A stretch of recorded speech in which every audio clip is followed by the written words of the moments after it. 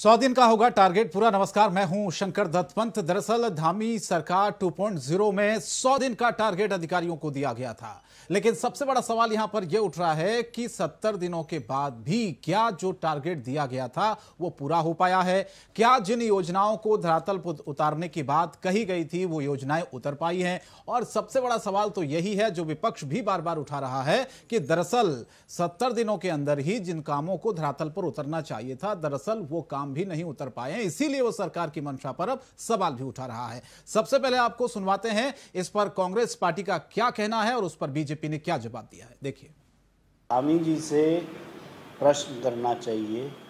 गरीब जनता के ration card आपने छीन लिए और ऊपर से आपकी मंत्री माननीय रेखा आर्य जी कहती हैं कि मैं मुकदमा कर दूंगी अगर आप लोगों ने राशन कार्ड डिपॉजिट नहीं कराए। अरे महंगाई चरम में ला दी। 2000 में 15,000 रुपये एक APL कार्ड का था, आज तो 30,000 होना चाहिए था। तुमने वही 15,000 रखी हुई है रूपरेखा। तो देश कहाँ ले जाना चाह रहे हैं? तो जो योगी बाबा उत्तर प्रदेश में कर रहे हैं वही नीति धामी जी अपना रहे हैं। धामी जी का पर्सनल डिसीजन अपने पास कोई नहीं है, सिर्फ तुष्टीकरण की राजनीति हो रही है। चाहे सिविल यूनिफॉर्म की बात हो, चाहे बुलडोज़र की बात हो, एक समाज को शिक्षा से NOC लेके मदरसे चलाने की अनुमति हो, चाहे कुछ और हो, ये सरकार इसी में बहस कर रही है। निश्चित रूप से मुख्यमंत्री जी ने और तमाम मंत्रियों ने भी अपना रोड मैप तैयार किया है 100 दिन का, और समय समय पर सारे मंत्री अपने विभागों की समीक्षा करते हैं, अपने विभागों के कर्मचारियों के, उनके अधिकारियों का, उनके सचिव का, सबकी बैठकें ले रहे हैं। निश्चित रूप से हमारी प्राथमिकता है कि उत्तराखंड का चौमुखी विकास हो।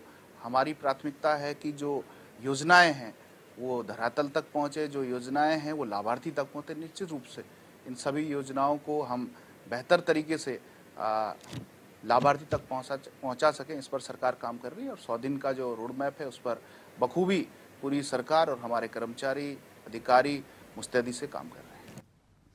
तो सुना आपने बीजेपी का कहना है कि 100 दिन का जो रोड मैप है दरअसल उसको पूरा करने के लिए पूरी कोशिशें हो रही हैं और सरकार और अधिकारी सभी इस पर लगे हुए हैं। लेकिन दूसरी तरफ विपक्ष भी सवाल उठा रहा है कि दरअसल जिन योजनाओं को धरातल पर अब तक उतर जाना चाहिए था, जो काम हो जाने चाहिए थे, जो टारगेट रखा गया था, दरअसल वो अचीव नहीं हो पाया 70 दिनों में, और इसीलिए सरकार के 100 दिन के एजेंडे को लेकर वो सवाल उठा रही है। हालांकि आपने देखा होगा बीच में मुख्यमंत्री पुष्कर सिंह धामी जो लगातार एक्टिव रहे हैं, अलग अलग विभागों में जाते रहे हैं, समीक्षा करते रहे हैं, किस किस जगहों पर क्या कुछ कमियां हैं उनका उन्होंने कई जगहों पर जो कमियां थी उनका अधिकारियों को जल्द से जल्द निस्तारण करने के निर्देश जरूर दिए हैं। और फ्रंट फुट पर आके कहा जा सकता है कि एक तरह से कमान संभाली मुख्यमंत्री पुष्कर सिंह धामी ने, और ये टारगेट रखा 100 दिन का कि जो वादा दरअसल किया गया था उस वादे को पूरा करना है। बहुत से जो बड़े वादे हैं 100 दिन में वो पूरे करके जनता को दिखाने, इसीलिए अधिकारियों को जिम्मेदारी दी गई थी। लेकिन सवाल है, क्या सरकार के रोड मैप की अनदेखी की है अधिकारियों ने? क्या वाकई में जनता के लिए उस तरह से काम हो पाया है? क्या जो टारगेट था वो पूरा कर पाए हैं अधिकारी, या कर पाएंगे या नहीं, इस पर भी संशय बना हुआ है। इसीलिए विपक्ष इस पर सवाल उठा रहा है। जनता की सरकार है, जनता ने चुना है, लेकिन लापरवाह अधिकारियों की वजह से कई बार मुश्किलें सरकार के सामने खड़ी हो जाती हैं। इसीलिए आपने पिछले कई दिनों में देखा होगा कई तबादले उत्तराखंड में अधिकारियों के किए गए। मुख्यमंत्री ने और एक संदेश देने की कोशिश की कि अगर कोई काम नहीं करेगा, अधिकारी कोई लापरवाही करेगा, अपने विभाग की जिम्मेदारी को नहीं समझेगा, जनता के हितों की चिंता नहीं करेगा, तो जाहिर है उस पर कार्रवाई होगी। और इसीलिए एक मैसेज, एक संदेश देने की जो कोशिश है वो सरकार की तरफ से की गई, मुख्यमंत्री की तरफ से की गई।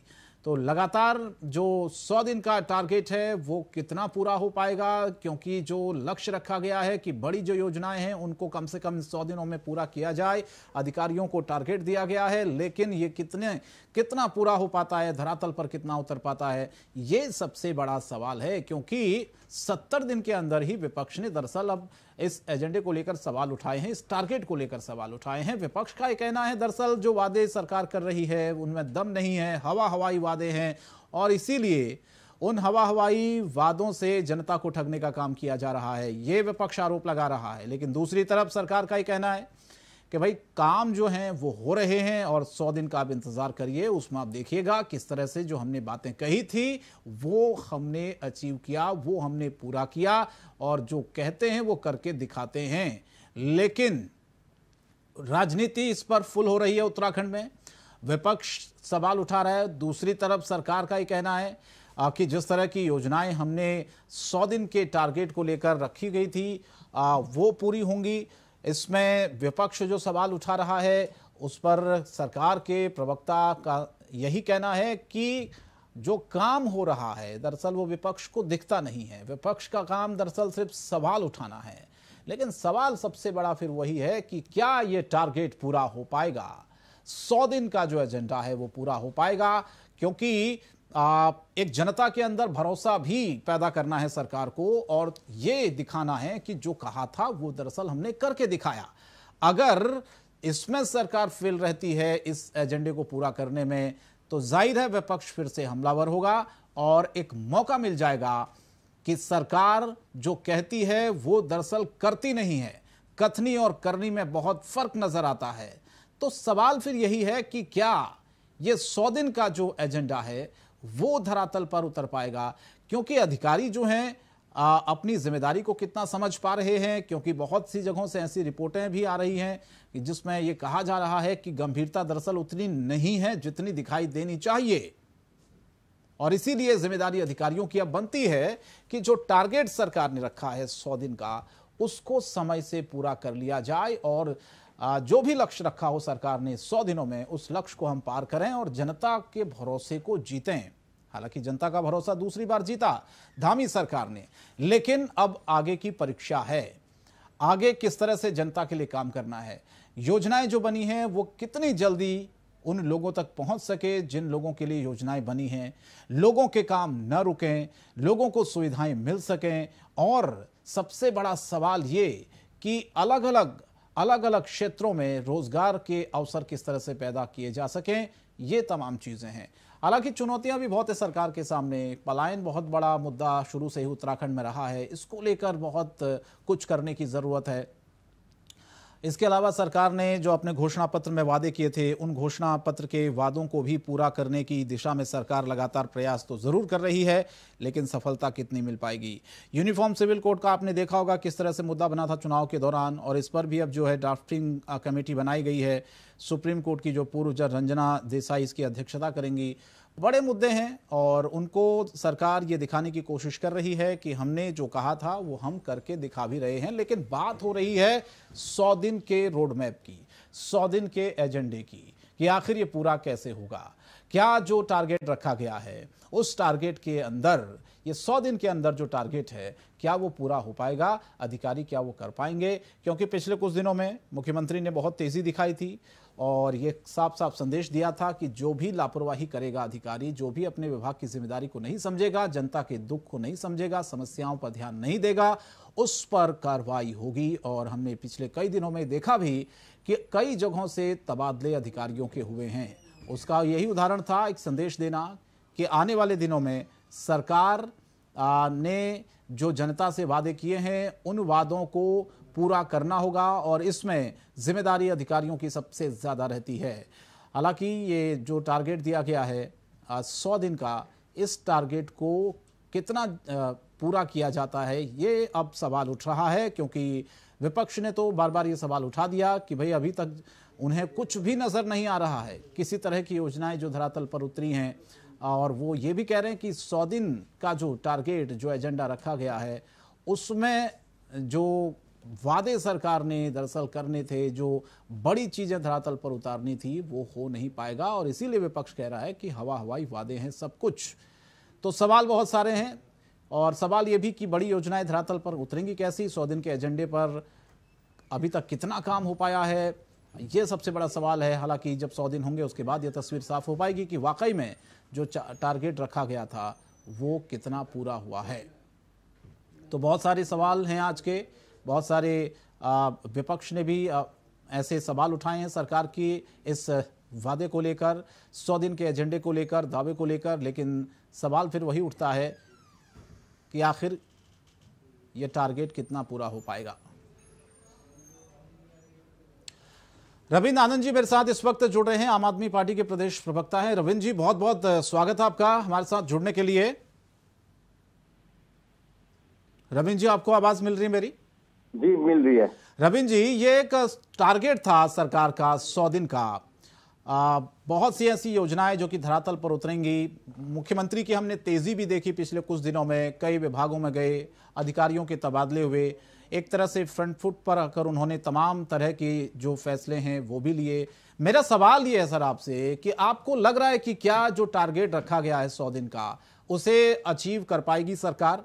क्योंकि सीधे सीधे सरकार के जो प्रवक्ता हैं वो ये कह रहे हैं कि हम पूरी तरह से अचीव करेंगे। विपक्ष दरअसल भ्रमित कर रहा है लोगों को।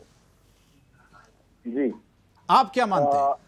देखिए शंकर जी, ऐसा है कि धामी सरकार द्वारा अगर हम पिछले जब से सरकार बनी है जी, तब से अब तक की बात करें तो सरकार का पूरा ध्यान सिर्फ और सिर्फ चंपावत चुनाव को लेकर था। चंपावत चुनाव को लेकर ही तबादले किए गए। अपने जो मनपसंद अफसर थे वो सब चंपावत की तरफ ले गए। तो देखिए, उनका पूरा ध्यान था कि किसी तरीके से मैं चुनाव जीत जाऊं, क्योंकि अगर चुनाव नहीं जीत पाया तो मुख्यमंत्री भी नहीं रहूंगा। तो ये जो दिन निकले हैं ये तो सिर्फ चंपावत चुनाव के निकले हैं और कोई भी ऐसा कार्य नहीं हुआ। अगर आप देखेंगे कि 4 धाम यात्रा जिस प्रकार से अव्यवस्था झेल रही है और जिस प्रकार से पूर्व में भी सभी विभागों में, क्योंकि ज्यादातर इनके मंत्री विदेशों में रहे या फिर देश के अन्य राज्यों में रहे। जैसे अगर वन मंत्री की बात करें तो वन मंत्री महाराष्ट्र घूमने निकल गए सरकार बनते ही। उसी प्रकार पर्यटन मंत्री इनके दुबई चले गए। तो देखा ये जा रहा है कि फिलहाल ये लोग काम को लेकर के सीरियस नहीं है, क्योंकि इनको लग रहा है कि 5 साल की सरकार तो हो गई है, अब फिलहाल काम काम नहीं हो रहा है। क्योंकि काम करें, काम की बात करें, लेकिन काम की बात कम हो रही है, मन की बात ज्यादा हो रही है। हमारा ऐसा मानना है। लेकिन सरकार का ये कहना है कि भाई 100 दिन तो पूरे होने दीजिए, टारगेट जो है वो पूरा किया जाएगा, उससे पहले ही सवाल उठा देना। देखिए, हमारा ही ऐसा मानना है कि जब 100 दिन की बात आई थी तो आम आदमी पार्टी ने अभी तक एक भी किसी प्रकार का कोई धरना प्रदर्शन इनके खिलाफ या इनका किसी कार्यालय को नहीं घेरा है, बल्कि कांग्रेस ने तो पहले दिन से ही काम शुरू कर दिया था। क्योंकि मुझे लगता है कि कांग्रेसियों की विचारधारा कुछ अलग है और जब सरकार के 100 दिन सरकार ने मांगे हैं तो मुझे लगता है उन्हें समय देना चाहिए और हमने समय दिया भी। अभी तक हमारे द्वारा एक भी कोई इनका कोई घेराव इसलिए नहीं किया गया क्योंकि हम देख रहे हैं कि ये करना क्या चाह रहे हैं और क्या करते हैं। लेकिन है कि अभी तक तो जो समय बीता है वो सिर्फ चंपावत चुनाव। ठीक। शादाब शम्स साहब मेरे साथ भारतीय जनता पार्टी से जुड़ चुके हैं, बहुत बहुत स्वागत है। इसके अलावा मथुरा दत्त जोशी जी मेरे साथ जुड़ चुके हैं कांग्रेस पार्टी से, आपका भी बहुत स्वागत है मथुरा दत्त जोशी जी। शादाब साहब, सुना आपने किस तरह से रविंद्र जी का कहना है कि भैया ज्यादा पूरा फोकस सिर्फ चुनाव पर था आपका, 100 दिन का टारगेट भूल जाइए, एक भी कोई ऐसा काम बताइए, 70 दिन होने को हैं और 100 दिन में आज जो आप लोगों ने रोड मैप बनाया था, दरअसल जो एजेंडा तैयार किया था, उन पर भरोसा विपक्ष बिल्कुल नहीं कर रहा है और कह रहा है कि भैया आपके जो वादे हैं वो हवा हवाई होते हैं। शादाब साहब, मथुरा दत्त जोशी जी, आपको आवाज मिल रही मेरी? जी। कांग्रेस पार्टी को ये क्यों लग रहा है मथुरा दत्त जी कि हवा हवाई वादे सरकार कर रही है? थोड़ा सा समय तो दीजिए, 100 दिन का टारगेट रखा तो 100 दिन तो दे दीजिए कम से कम, उससे पहले सवाल उठाना कहां तक जाए सर? नहीं, लोकतंत्र में देखिए सवाल कोई नहीं उठा रहा है। सवाल तो आपकी तरफ से सवाल आया है, डिबेट आपकी तरफ से है और सरकार, किसी भी सरकार के लिए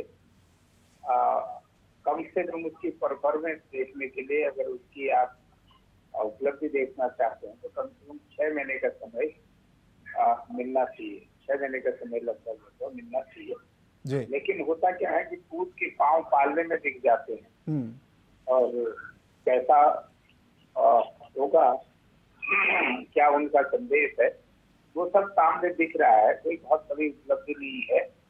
रोजगार की बात नहीं कर रहे हैं, उत्तराखंड में पलायन की बात नहीं हो रही है, 4 धाम यात्रा मार्ग में तमाम दुर्घटनाएं हो रही है, उसमें कुछ नहीं हो रहा है। जंगल जल रहे थे तो उनके मंत्री विदेश के दौरों में थे और अगर यहाँ 4 धाम यात्रा में परेशानी हो रही थी तो पर्यटन मंत्री विदेश में थे।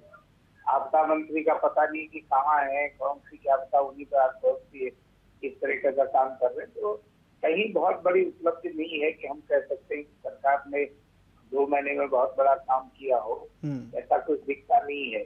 लेकिन ठीक है, सरकार को वक्त तो मिलना चाहिए। 6 महीने का वक्त, एक महीना पूरा चुनाव में चला गया, चुनाव में लग गए लोग बाग, और उसके बाद देखिए क्या करते हैं। मैं आपको नए तो ये कह रहे हैं लोग कि नए फ्लेवर में नई तरफ उसमें मुख्यमंत्री जी नए तेवर में दिखाई देंगे, काम करेंगे। देखते हैं, अभी समय है, कितना काम होता है, कितना कर पाएंगे, कितना जनता को राहत देते हैं, ये आने वाला समय बताएंगे। शादाब जी, आपको आवाज मिल रही है मेरी? अब बिल्कुल शंकर भाई, सुना होगा आपने। मेरे साथ रविंद्र जी भी हैं, मथुरा दत्त जोशी जी भी हैं। उनका यही कहना है कि कथनी और करनी में आप लोग फर्क करते हैं। अभी तक 2 महीने से ज्यादा का वक्त हो गया, 100 दिन का टारगेट है, लेकिन कुछ भी उनको नजर नहीं आ रहा है। उदाहरण के तौर पर उन्होंने गिनवाए 4 धाम यात्रा, जंगलों में आग से लेकर तमाम ऐसे जो मुद्दे हैं वो जस के तस हैं, जिन पर बिल्कुल काम नहीं हुआ है। रोजगार और पलायन का भी उन्होंने एक मुद्दा उठाया। तो मैं चाहूंगा इसी तमाम चीजों को लेकर आप जवाब दें, और क्या आपको लगता है कि ये टारगेट अचीव हो पाएगा? देखिए, बहुत ईमानदारी के साथ युवा मुख्यमंत्री ने जिस तरह से काम करना शुरू किया नई सरकार में, और उनके काम के ऊपर प्रदेश की जनता ने पहले विधानसभा चुनाव में मोहर लगाई, और विधानसभा चुनाव के बाद जिस तरह से उन्होंने वर्क कल्चर में बदलाव की नीति पे काम किया, और उन्होंने दिखा दिया कि अगर आवश्यकता पड़े तो वो फायर भी हैं और प्यार से जनता के लिए वो फ्लावर भी। ठीक है।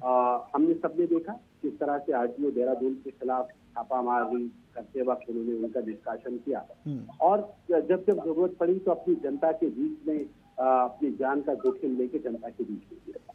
और उनके जितने काम थे, उन्होंने कैसा काम किया, क्या सही किया, क्या गलत किया, वो चंपावत की जनता ने उसका रिजल्ट दे दिया। 94% वोट लेकर तमाम विपक्षियों को 6% वोट में धराशायी। यही तो सवाल उठा रहा विपक्ष की, भैया पूरा ध्यान आपका दरअसल चुनाव में था। नहीं, हम तो चुनाव में भी ध्यान रखते हैं, काम पे भी ध्यान रखते हैं, और इसलिए क्योंकि जनता मालिक है और उस जनता ने मैंडेट दिया है, हमने मैंडेट लिया नहीं है, जनता ने मैंडेट दिया, जनता को विश्वास है। और ये कहा जाता है जनता की आवाज नक्कारा खुदा होती है, ईश्वर का डंका होती है, और ईश्वर का आशीर्वाद मिल गया, जनता का आशीर्वाद मिल गया, तो जनता जो मालिक है उसने आशीर्वाद दे दिया। किसी के पेट में दर्द हो तो हम क्या कर सकते हैं? दूसरी बात, अभी कई मामले सामने आए। अब हमारे विरोधी लगातार कह रहे हैं हमने तो विरोध के लिए विरोध कर रहे हैं, बहुत ज्यादा कुछ किया नहीं है। भाई हम सब जानते हैं, जो आपके प्रवक्ता चिल्ला रहे हैं, कांग्रेस पार्टी के नेता चिल्ला रहे हैं, उसके पीछे का कारण क्या है? अपने घर के शोर को दबाना चाहते हैं, उस शोर की आवाज गली में सुनाई ना दे, इसलिए खुद ही चिल्ला रहे हैं कि घर के अंदर का शोर बाहर ना आ जाए। हम सब जानते हैं, हमारा विरोध करने के लिए विरोध कर रहे हैं, और आप सिर्फ अपने घर के शोर को बचाना चाहते हैं। जो घर के अंदर उथल पुथल चल रही है, जो सिर्फ उटव्वल चल रही है, उसका झगड़े का शोर बाहर ना आए, इसलिए इस तरह की हरकत हो रही है। नहीं तो नकार दिया उत्तराखंड की जनता ने इनकी नीति को, इनकी नियत को और इनके नेताओं को, और पूरी तरह से सुपड़ा साफ कर दिया। इतिहास के पन्नों में अमर हो गया ये चुनाव, चंपावत चुनाव, और बता दिया है कि उत्तराखंड के लोग अब क्या चाहते हैं। आने वाला वक्त, अब तो कांग्रेस की नीतियों को, कांग्रेस की नीति को, कांग्रेस के नेताओं को नकार दिया है पूरी तरह से। मुझे नहीं लगता कि कुछ बचा है। और आम आदमी पार्टी के तो जो सर्वे सर्वा थे वही पार्टी छोड़ के हमारे यहाँ आ गए, और उन्होंने कह दिया है कि ये पार्टी फौजी विरोधी पार्टी थी, सेना विरोधी थी, और तमाम पूर्व सैनिकों ने उनसे कहा कि आप व्यक्ति ठीक है लेकिन गलत जगह है, तो वो छोड़ के वापस इधर आए। उनका स्टेटमेंट है, हमारा स्टेटमेंट नहीं है। और इसलिए हम कह रहे हैं कि ये राष्ट्रवादी विचारधारा के लोग उत्तराखंड में रहते हैं, जहाँ जो अपने जीवन का बलिदान करने में राष्ट्र सेवा के लिए देर नहीं लगाते। वहाँ अगर कोई सेना के सौदे पर सवाल उठाएगा तो उसका हश्र क्या होगा, उत्तराखंड के लोगों ने दिखा दिया। यहाँ बिकाऊ लोग नहीं है, फ्री लालच दिए गए, फ्री बिजली देंगे, 5,000 रुपए बेरोजगारी भत्ता देंगे, नकार दिया प्रदेश के युवाओं ने, प्रदेश की मातृशक्ति ने। ये लालच हमें मत डालो, हम राष्ट्रवादी लोग हैं, राष्ट्रवादी विचारधारा पे जीने मरने वाले लोग हैं, हमें कोई लालच बोले रविंद्र जी। ये अपने आप में बताता है कि मेरे मुख्यमंत्री के काम पे मोहर लग चुकी है, और बहुत ईमानदारी के साथ हम आगे बढ़ रहे हैं। चौथा सवाल इन्होंने पूछा कि 4 धाम यात्रा पे सवाल कर रहे हैं। ये 4 धाम यात्रा पे सवाल नहीं कर रहे हैं, इनसे देखा नहीं जा रहा है। आज जो मेरे पहाड़ के लोगों के चेहरे पे मुस्कुराहट आई है, मृत्यु हो गई है। अब तक क्या जवाब है आपके पास? अरे इधर सुनिए, हमने मृत्यु आपको बहुत देर से बात सुनिएगा। अरे कमाल हो गया, कमाल हो गया। सुनिए ना, अब ये जवाब देंगे ना, आप इंटरप्ट मत कीजिए ना बीच में। आपकी अब बचा नहीं है फड़फड़ाहट के अलावा, इंटरप्ट मत कीजिए ना, इंटरप्ट मत कीजिए, पूरा मिलेगा आप लोगों को, दे रहे हैं जवाब, मत कीजिए। कमाल कर दिया, परेशान हो रहे हैं आप तो। हमें मुझे दिया गया है ना, आप बीच में बोलने पड़े हैं। 5 साल और दिए विपक्ष की भूमिका निभाने के लिए आपको, 5 साल बोलेंगे, सुनेंगे भी। 5 साल तक 5 साल सुनने के लिए, बोलने के लिए नहीं दिया आपके लिए। आप गलत फहमी के शिकार हैं, आपको सुनने के लिए 5 साल दिए हैं, जमानत जब्त सुनने के लिए दिए, बोलने के लिए नहीं दिए हैं। आपकी जमानत ऊपर तेल लगाइए और काम कीजिए, कितना नीचे गिरेंगे, सुनना सीखिए, चौथी बार जमानत सुनना जब्त लोकसभा सीखिए में, महोदय, निकाय चुनाव में, सुनना पंचायत सीखिए। चुनाव में, विधानसभा चुनाव में, और कितना क्या करें अब। आप फिर गाल आगे खड़े गाल लेके आगे आ जाते, अब के मार के दिखा, फिर कह देते अब के मार के दिखा, कितना मारे जनता ने 4। अच्छा ठीक है, अब जवाब लेते हैं। रविंद्र जी जवाब दीजिए, फिर मैं जोशी जी के पास जाऊंगा। हाँ, समय भी कम है जी। देखिए, इन्होंने 2-3 बातें कही। पहले तो इन्होंने कहा कि पुष्कर सिंह धामी फ्लावरनी फायर हैं। देखिए, मैं एक बात बड़ी स्पष्ट तौर से कह देना चाहता हूं पूरी जनता को कि ये भारतीय जनता पार्टी का चेहरा है कि ये फिल्मी बातें करते हैं। कभी ये पृथ्वीराज फ्री करते हैं, कभी कश्मीर फाइल फ्री करते हैं, और अभी इनके प्रवक्ता जो हैं वो फिल्मी डायलॉग मारते हैं। पहली बात। दूसरी बात, नहीं, ये फ्री अगर टैक्स फ्री हो रही है तो दिक्कत क्या है? कश्मीर फाइल और पृथ्वीराज, आप लोगों को दिक्कत है? रविंद्र जी, आप लोगों को दिक्कत है क्या इससे? हाँ, सुन लीजिए ना, मैं बता रहा हूँ। दूसरी बात इन्होंने कही राष्ट्रवादी की। हाँ। तो अभी पूरे देश में और पूरे विश्व में देखा है कितने राष्ट्रवादी हैं, और इनके जो प्रवक्ता है नुपुर शर्मा और सिंगल जी, कैसे लोग हैं वो, कैसे लोग हैं वो जो भारतीय जनता पार्टी में खड़े गए हैं, कैसे लोग हैं राष्ट्रवादी जो इतिहास को नकारने का काम करते हैं, जो इतिहास को नकारते हैं, जो हमारे पुराने लोगों पर, हमारे धर्मों पर सवाल उठाते हैं। तीसरी बात जो उन्होंने कही कर्नल कोठियाल जी को लेके, तो देखिए ये जोड़ तोड़ की राजनीति, ये खरीद फरोख्त की राजनीति जो आपने चलाई हुई है पिछले 8 साल से, और जो नफरत का बीज आप बो रहे हैं, ये बहुत जल्द आपको इसके पेड़ काटने पड़ेंगे। नफरत का बीज तो पंजाब में दिखा, आपने बो दिया है, पूरे विश्व में इससे आपकी फूटू हो रही है, पूरे विश्व में आपकी वाले कौन थे जिन्हें आपका समर्थन प्राप्त है? कतर, पूछा जाएगा, पूरा विश्व आप पर थूक रहा है आपकी पार्टी पर। अरे आप पर पार्टी पर सवाल एक पार्टी जो है कैसे आतंकवादियों के हौसले बढ़ गए, क्वेश्चन मार्क कर रही है। खुलेआम आपके पास मोहम्मद साहब को लेकर क्या जवाब है आपके पास? 94 आ गई। आप उसी समुदाय से आते हैं, आप उसी समुदाय से आते हैं। आप ये बताएं मोहम्मद साहब को लेके आपके पास क्या शब्द क्या है? अरे हो गया, उस पर तो कार्रवाई हो गई है रविंद्र जी, वो तो कार्रवाई होगी ना। जिन्होंने कहा था,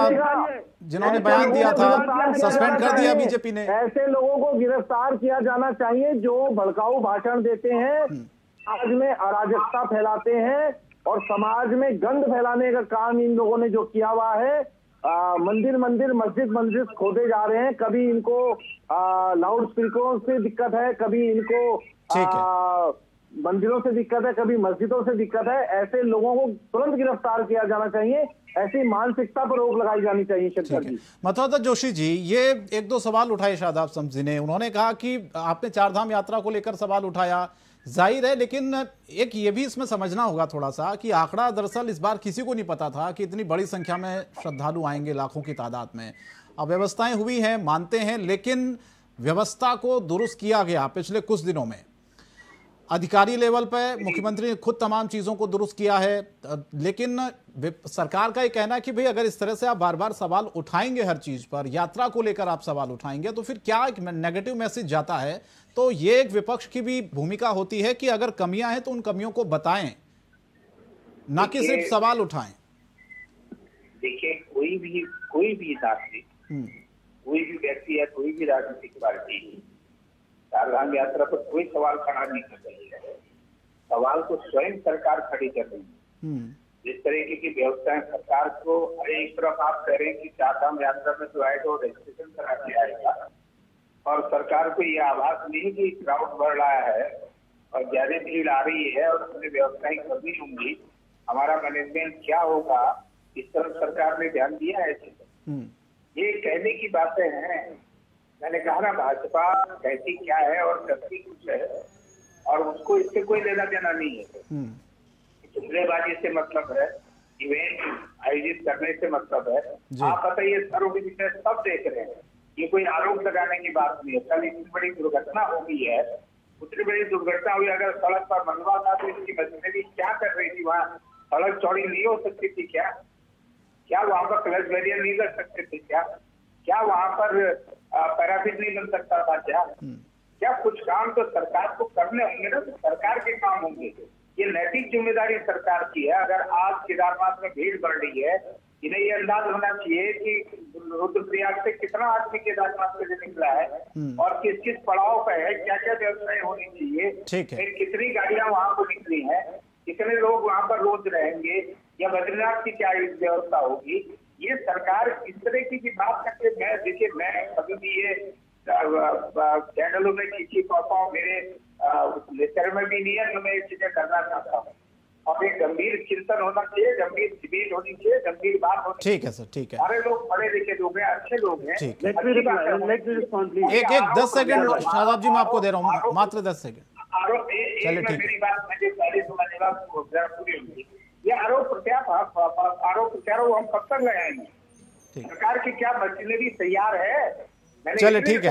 ये सवाल 100 दिन के एजेंडे को लेकर था। माफी चाहता हूँ शादाब साहब, मैं जवाब नहीं ले पाऊंगा, वक्त की कमी है। बहुत बहुत धन्यवाद आपका शादाब जी और मथुरा दत्त जोशी, रविंद्र जी, आप तीनों जुड़े। और सवाल 100 दिन के टारगेट का था, क्या ये टारगेट अचीव कर पाएगी सरकार और जनता का भरोसा क्या जीत पाएगी? बड़ी बहस में इतना ही। इंडिया वॉइस पर खबरें जारी हैं। नमस्कार।